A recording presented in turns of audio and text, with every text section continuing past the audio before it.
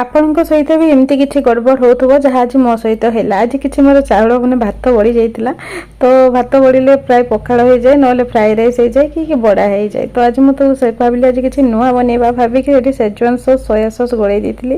ଆଉ ଏମିତି କେକ୍ ଟିନ୍ଟା ନେଇଥିଲି, କେକ୍ ଟିନ୍ଟେ ଗ୍ରୀସ୍ କରିଦେଲି, ତାପରେ ଏମିତି ଲେୟାର କରିକି ଚିଜ୍ ଦେଇଦେଲି, ତାପରେ ପୁଣି ଆଉ ଗୋଟେ ଲେୟାର ଦେଇଦେଲି ଚାଉଳ ଭାତର ଆମର, ତାପରେ ପୁଣି ଆଉ ଗୋଟେ ଚିଜ୍ ଦେଇଦେଲି।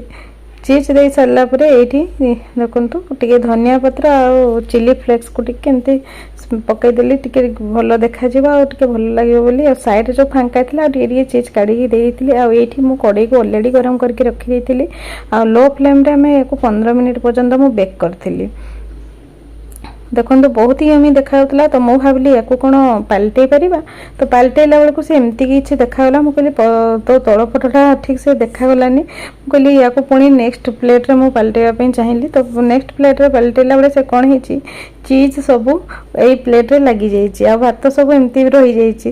ତ ଯେହେତୁ ଆମର ଭାତଟା ବାଇଣ୍ଡିଂ କିଛି ମିକ୍ସ ହେଇନଥିଲା କର୍ଣ୍ଣଫ୍ଲୋର ବଗେରା, ତ କି ସେଥିପାଇଁ ବୋଧେ ଷ୍ଟ୍ରକ୍ଚର ଠିକ୍ ସେ ଆସିଲାନି, ଆଉ ଏମିତି ସବୁ ମିକ୍ସ ହେଇଗଲା। ତ ମୁଁ ତାକୁ ଗୋଟେ ପ୍ଲେଟ୍ରେ କାଢ଼ିକି ଭାତ ଆଉ ଚିଜକୁ ପୁରା ମିକ୍ସ କରିଦେଲି। ଆଉ ଗରମା ଗରମ ଥିଲା ଯେହେତୁ, ଆଉ ଖାଇବା ପାଇଁ ବହୁତ ହି ଟେଷ୍ଟି ଥିଲା, ବଟ୍ ଲୁକ୍ରେ ଏମିତି ଟିକେ ଗଡ଼ବଡ଼ ହେଇଗଲା, ବହୁତ ହି ଗଡ଼ବଡ଼। ତାକୁ କେକ୍ ଟିନ୍ ସହିତ ହିଁ ଥଣ୍ଡା ହେଲା ପରେ ହାଲକା ହାଲକା ଗରମ ଥିବ ଖାଇ ହେବ।